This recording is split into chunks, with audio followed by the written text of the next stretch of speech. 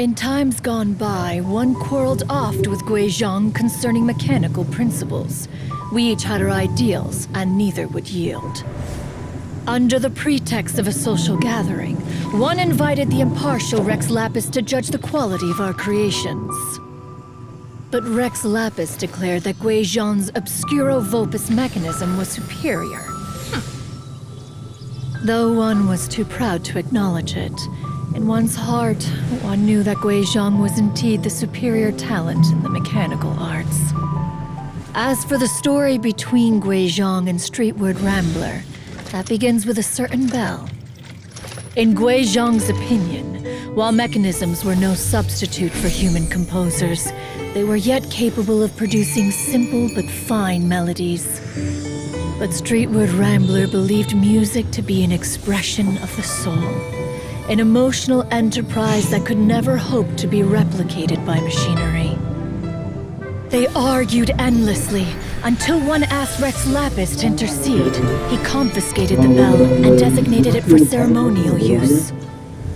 Thereafter, one would often find them convening in the mountains, discussing music, mechanics, and all the affairs of the mortal world. What about God? But these good times were not to last.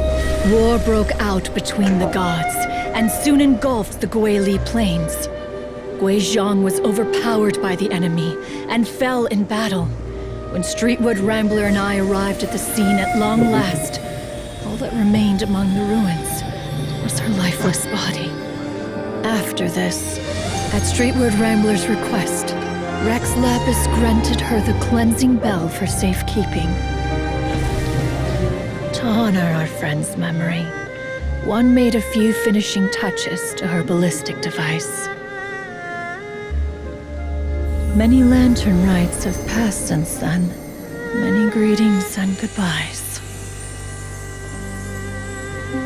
Upon what do you gaze? The Guili Plains? No. It's everything.